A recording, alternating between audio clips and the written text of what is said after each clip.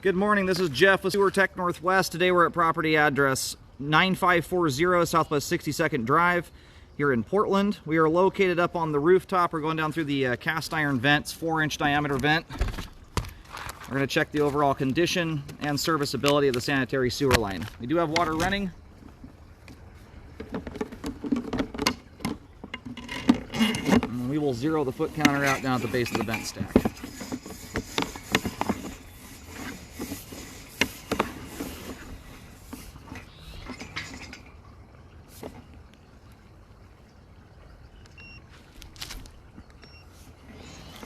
Alright, we're going to let the camera zip here to get through any twists and turns in the crawl space. We'll bring it back in slower. I think we've got some standing water in that first, probably 15 feet or so of the line. We'll get a better view of that when we come out at the end. I've got a bathtub running right now that's going to kind of exaggerate any standing water you see.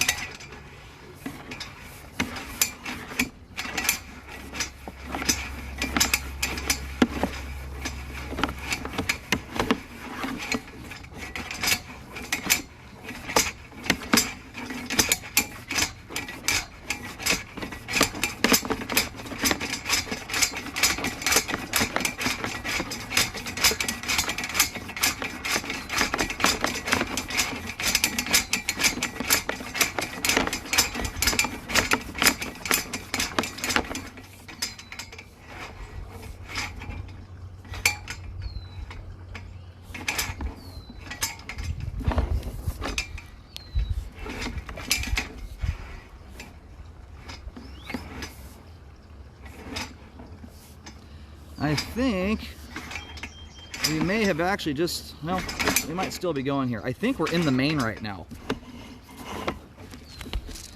There's so much water flying through the line, it's hard to see that opening, but it kind of looks and feels like a Y connection onto a main. We're going to go locate here real quick while the line drains, make sure we're all the way out to the main in the street. This is an incredibly rare circumstance to have cast iron out to this distance. You might see that in 1 in 100 houses built in this era. Something like that, and it's a good thing. If you're going to have old pipe materials, cast iron's the stuff to have. It holds up for an extremely long time relative to concrete and clay pipe that would normally be in here.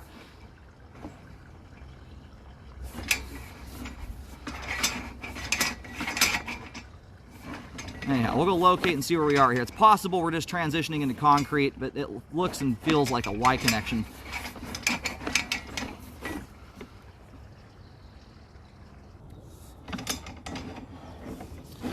Alright, just took a locate there. So yeah, it looks like we're tying into something here. And where I'm locating this is on the right side. It may actually be in the neighbor's property. I'm going to go to put a paint marking down here.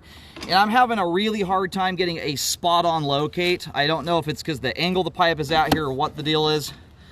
But I'm picking up the signal to the right of the driveway, probably 6 feet or so to the right of it. But up towards the top of the driveway area, not down the hill. So there's either an easement of some sort. That's what it looks like. It looks like we're teeing onto a pipe here. My camera, generally, if it's going through a nice smooth transition turn, the camera's going to shoot right through it. This appears to be a T or Y connection onto another line. So the thing to check into here is to see if there is any record of a party line at the city, and or potentially a sewer easement. It's possible there's a main lateral that runs up and down the right side of the property, and that may be all it is. But I'll go put a marking down. Just know that that marking is rough. It's generally in the right area, but it's not going to be exactly over the top of the spot. I'm having a hard time getting right over the top of this location here.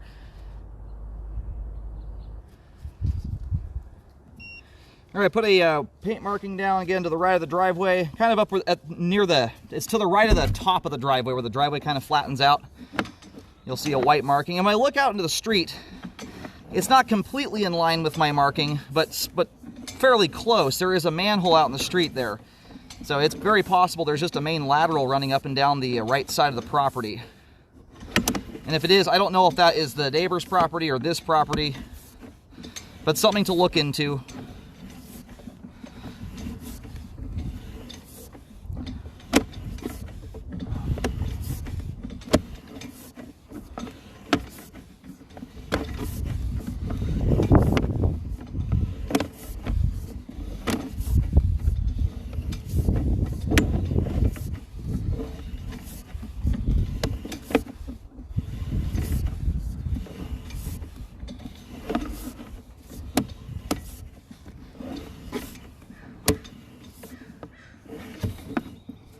And that little stringy thing there, kind of at the top left-hand corner of the screen, appears to just be some kind of debris. That does not appear to be a root intrusion or anything like that. There's no pipe joint there for roots to penetrate through anyway, but that does not look like a root to begin with.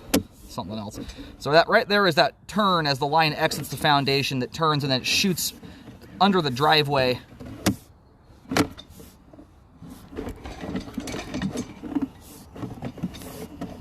A little bit of water, I think, from the dishwasher coming through there is all that was. And that wasn't standing water. But we will see what this back end of the line looks like. There was some standing water, looked like, when we were first running through.